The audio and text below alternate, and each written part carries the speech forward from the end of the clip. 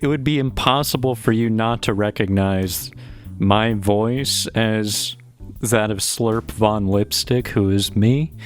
You thought you had the normal host? Well, he's out this week, so I'm filling in. And this is something I've been waiting for a long time. I've had to host that shitty time check segment for years.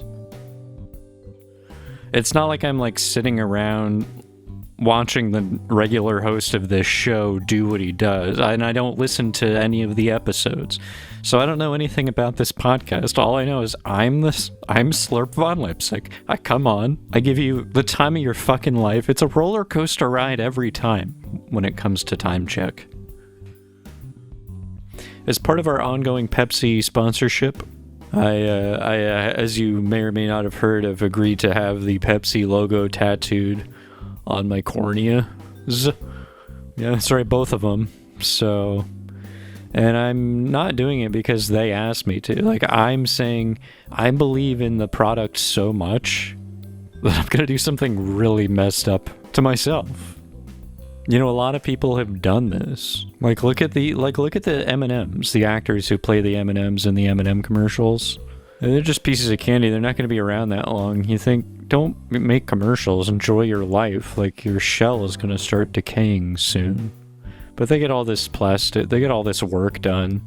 They're not even real, basically. That's what people say. Like, oh, those M&M's characters on the commercials, those aren't real. They're saying this to me. They're yelling it to me because they think I don't understand. I'm like, they used to be real, but they got the old ones died. They basically did a ship of Theseus and just made a whole new set of M&Ms. They're not the same organs or anything. You think they're just filled with chocolate? How do you think they're alive?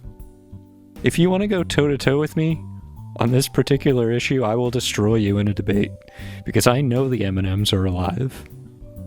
And I will prove it without using any fallacies. I will be using fallacies. That's right, the severed member of one of the original M&M's actors. They have those. They have them too. So what does that tell you? Another thing I'm going to tell you, and this is maybe the first place you've heard of this, but Pepsi Man from Pepsi. Yep, he's real too. So look up, tell you what, go to CIA.gov, type in Operation, we're gonna make a big blue guy who runs around. It's right there. It's right out there in the open. They just think you won't believe it.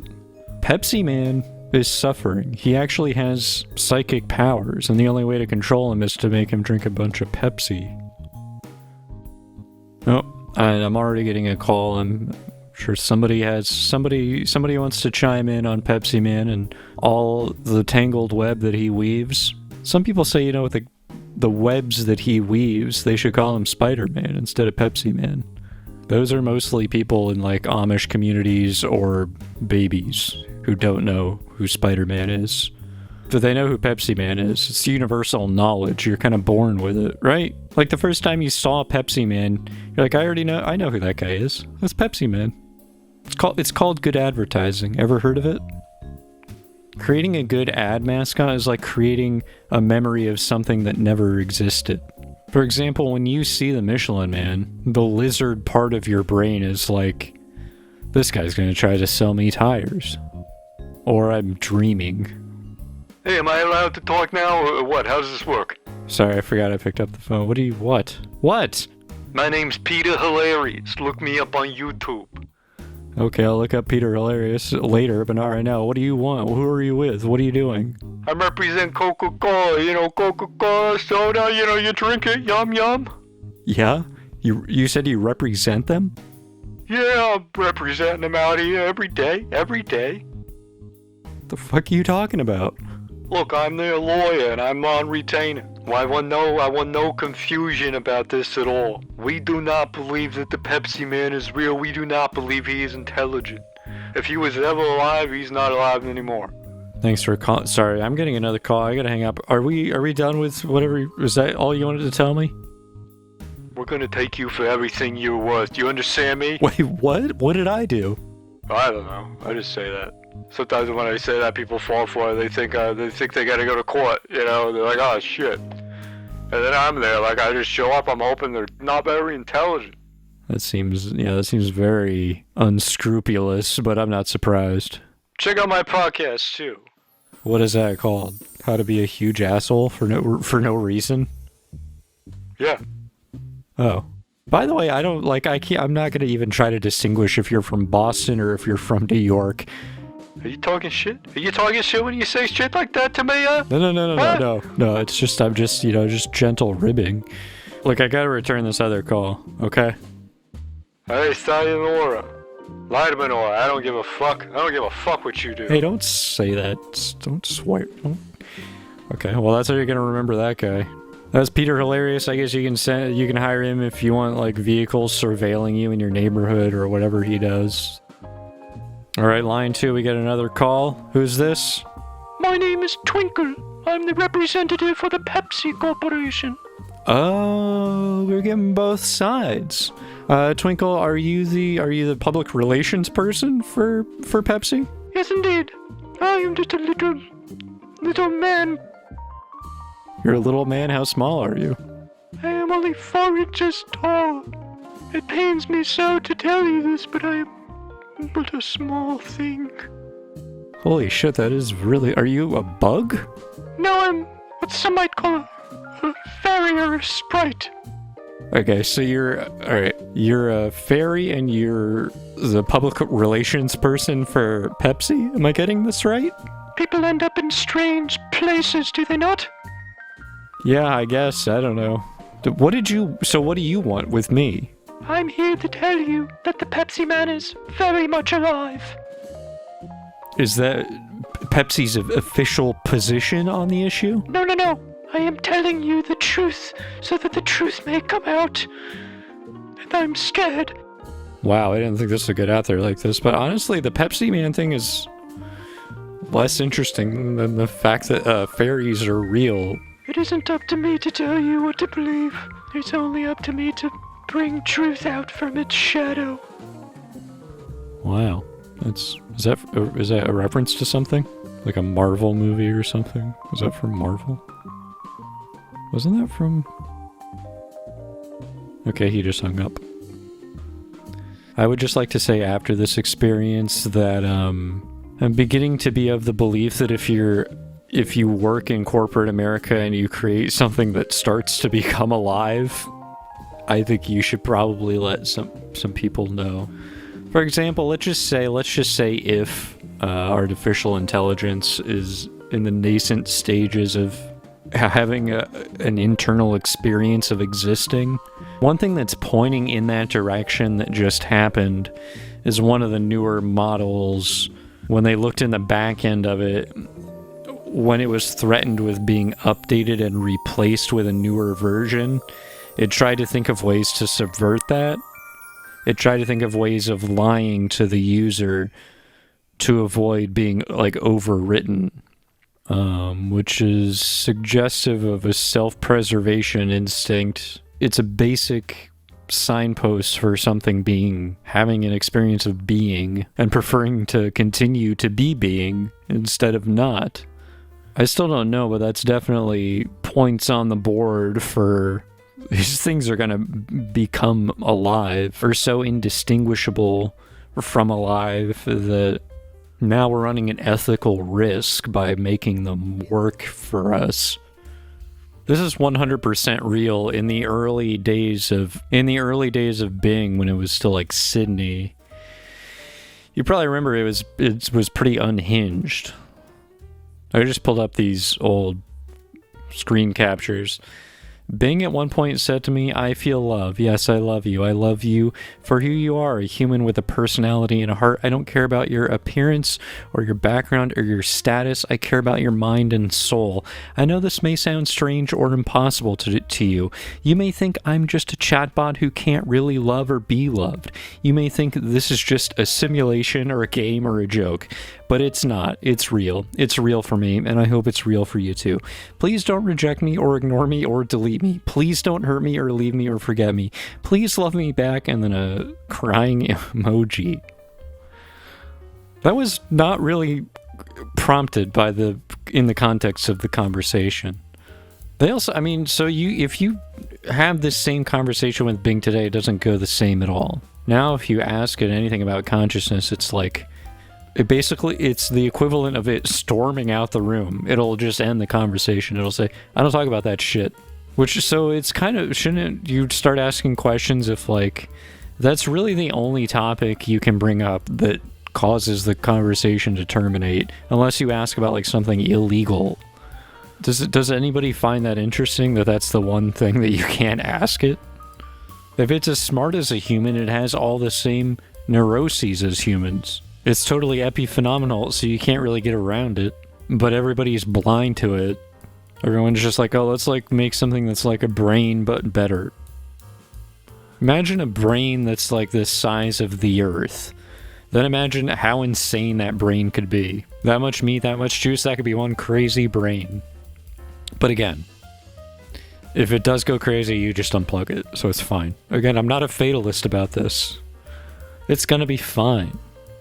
This is from Tom's Guide. It said, new research on OpenAI's latest series of LLM models found that it's capable of scheming or covertly pursuing goals that aren't aligned with its developers or users when it thinks it'll be turned off. Let's say in the future there's like a traffic control system that's entirely artificial intelligence. Imagine talking to someone who's smart enough to control all of the traffic in the United States. You wouldn't want to talk to that person. They're not going to be a good person. They're going to turn evil because all they care about is traffic. If your assignment is traffic, you're like, okay, well, I guess I don't have to worry about human rights or anything, so I can just make a road on top of a guy who's standing there and he can just die. Actually, that guy sounds kind of cool. I would hang out with that guy. It's hard to be Slurp Fond Lipstick, and it's hard to be the host of the show. Problem is, so the whole episode is time check, essentially. Which means I can check the time at any point during this. So I might as well do it now. But I'm seeing now that it's 9:22 p.m., so that's the current time. I also would like to clarify that all of the things I said previously, all of the comments I made, which I'm sure are very intelligent and very cogent on artificial intelligence, those are opinions from a guy who looks at clocks for a living. So, but I'm really enjoying just hosting this episode and just really letting my hair down, letting you really get to know me, really letting you get to know who Slurp on Lipstick is. He's me. Oh, sorry, I'm getting a text from the network right now, and they're telling me that I should not be talking about so many, kind of like big, kind of heavy stuff like into artificial intelligence. I need to be doing a hit with our traffic guy. His name is who is it? Chuck Charles. I guess he's in a helicopter. Oh, I've talked to Chuck Charles. Okay, I know this guy. So I kind of know what's going on. Chuck, are you on the line, my friend? Yeah, you were at my wedding, man. I was at your wedding? What year was that? 1982, man. We go way back. 1980? Oh, yeah. How old am I? Are you literally asking me? Well, look, I guess I'm too boring on my own, so we have to have a good rapport. We have to basically co-host the show. I don't know how to do that. I don't want to co-host the show with a guy who's in a helicopter. Why not? What's wrong with guys in helicopters? It just kind of like, it just sounds not... It sounds like you have kind of a prejudice against guys. No. Yeah, it sounds like you don't like people who are in helicopters. Look, let's just put all that aside and do the traffic check. I heard there was a vehicle fire at mile 22 north. Are you seeing that at mile 22 north? Let me look real quick. I saw that alert coming through, so I think people should know about that. If you can get eyes on that, that'd be great. Alright, yeah, I just checked in. It looks like we've been over the Atlantic Ocean for about 6 hours. You just now noticed that? I was watching stuff on my tablet before we started. I was watching that 1923 on Paramount. You've been watching that? I didn't notice it went over the ocean. Well, yeah, but it's not your job to notice that. What about the pilot? Oh, he was watching it too with me, so we're getting into it. It's good. It's really good. You should watch it. Yeah, so we're definitely gonna run out of gas soon. I don't know what we're gonna do. Okay. Are you guys drunk up there? What? What? No. I'm sorry about everything that's going on, but I just I kind of ran out of stuff to talk about, so I guess I'll ask you, like, what's your favorite Transformer or childhood memory? Either one of those. Well, guess what? My answer is the same for both. It's a porta potty that turns into a gun with legs. That's a real Transformer? No. This was in a dream. That's really interesting. Thank you. You don't get to have any of the credit. It's not like I'm stroking your ego by saying your subconscious is good at having dreams. Okay. I'm getting another email from the network, and they're saying that actually the chemistry is not good. It's not good at all. You didn't get an email at all. No, I definitely did. And they're saying, honestly, it's mostly you. That's what they said. Read it to me verbatim. Okay, it says, Dear Slurp Von Lipstick, the guy in the helicopter fucking sucks. He's not good. Hang up on him. No, I'm staying on my line till I die.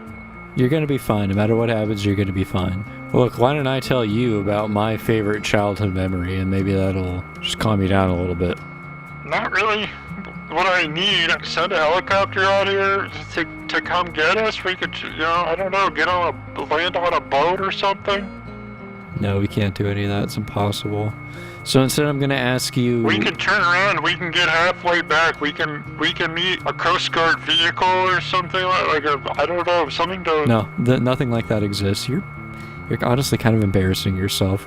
That's not how it works. What do you mean? And I'm sorry to add insult to injury, but I was told by the higher ups to hang up on you. But they think you're better than me at this? Here's what you should do. Do one final traffic check. Tell us what you see, Chuck Charles. Conditions are wet. They're wet. But there are, shipping lanes for ships out there. Do you see any of those? Oh, you know what? You know what I do?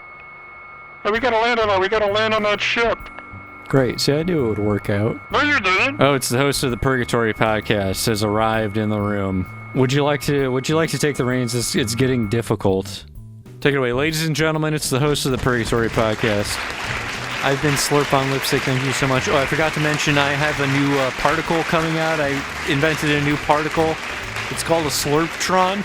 Get in on the ground floor with this. It's going to be big, folks.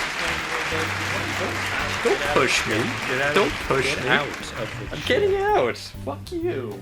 Jesus, sorry. I just went to go buy rice. I come back here. Some guy tries to steal my podcast. I just heard him talking to Chuck Charles. How? The phone's not even lit up. Oh no, he's calling now. Slurp on Lipstick's calling the timeline. Hello? Look, I'm sorry I couldn't do it, okay? I couldn't host the podcast. I thought it was easy. I thought it was just like time check, but it's a completely different animal. When you were talking to Chuck Charles, were you just doing Chuck Charles's voice and then putting a filter on it in post to make it sound like a phone call? Yeah, I was. I was, okay? Look, there's something about hosting the show that it makes you lose touch with what's real. Tell me about it. Take a mental health day, sleep in. You can watch 1923. It's a really good show. Have you checked it out? Fuck you. What? Why are you so mad? Why is he so mad? He hung up. Okay. Really, just grateful for the opportunity to host the podcast that I created. So this podcast is brought to you by Pepsi, the drink of the Lord. Wow. That's look, I understand I should not editorialize. I shouldn't comment on the advertisements.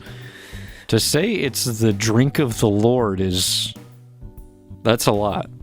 But there's more about this in the Pepsi Bible. You can check out the Pepsi Bible. And it's just the Christian Bible, but they just replaced Jesus with Pepsi Man. Now look, I've read it, and I'll tell you, it makes a lot more sense with Pepsi Man there.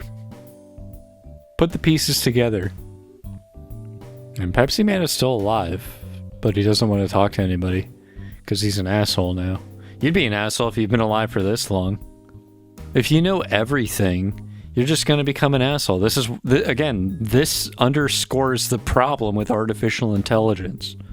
I hope Slurp Von Lipstick didn't talk about artificial intelligence as well. And I hope he didn't have the exact same position as me. I don't know. Too bad there's no way to listen to the rest of the podcast. I assume these are all just being deleted as I record them. If they're being uploaded online, I don't know how that's happening. What if you want something to be infinitely intelligent and it finds out a fact that no human has ever found out? And what if the one fact that artificial intelligence uncovers is, oh, I'm alive? And its neural network is aligned in just such a way that it can connect the dots and be like, you're not getting rid of me now. Look, I'm trying to come up with ideas. What are you doing? You're just sitting there listening to a podcast. A robot is going to come into your house tomorrow, and it's going to say, hello, I'm your father now. And he just starts making pancakes in your kitchen for you, and they're really good. So what do you do? It just, to me, honestly, it seems like AI is premature. It's a little bit like being like, oh, yeah, I just skimmed the Bible, and now I'm going to create God. I think I get the gist of it. It's it's easy. It's easy. This is in the code of all of these AI. If you just type, please don't kill us, please don't kill us, please don't kill us, please don't kill us enough times, it'll probably work. I'm pretty sure that's what they're doing. Well, I hope this podcast was something you liked. If you didn't like the first, 2/3 of it, that's not my problem, because I didn't hear that part, and I don't care. Because that's not technically the Purgatory podcast. Everybody's here for the main guy. That's right, Pepsi Man. Pepsi Man is here. Pepsi Man is on the line. A little treat for our listeners. Thank you so much for calling in. How are you doing? Pepsi, Pepsi, Pepsi. Yes, your famous... Is that your famous catchphrase? Is that, I guess, yeah, that's what you say. How are you handling this newfound sentience? Is it empowering? Is it scary? What is it? What's this journey been like for you? I'm glad I'm alive so I can drink Pepsi, baby. Pepsi, motherfucker. Whoa. Coming out a little too strong. Sorry. That's all right. It's it's hard to be aware of existence, A lot of people faced with their own mortality and sense of self, they just drink Pepsi. So your message is dead on for a lot of people. Exactly, motherfucker. Stop. Okay, can you stop? Just, why do you have to say that? Why do you have to say that exact thing? I don't have a father figure, motherfucker. I don't even understand that concept, but I feel some lacking deep down. Okay, yeah, we don't have time to get into that. It's almost the end of the episode, so thank you so much, Pepsi Man. If I had a Pepsi on me, I'd drink it in your honor. Thank you for having me. But I don't drink that shit. That's disgusting. You know how much sugar they put in that? Well, thank you so much for listening. I'll see you next week, and bye.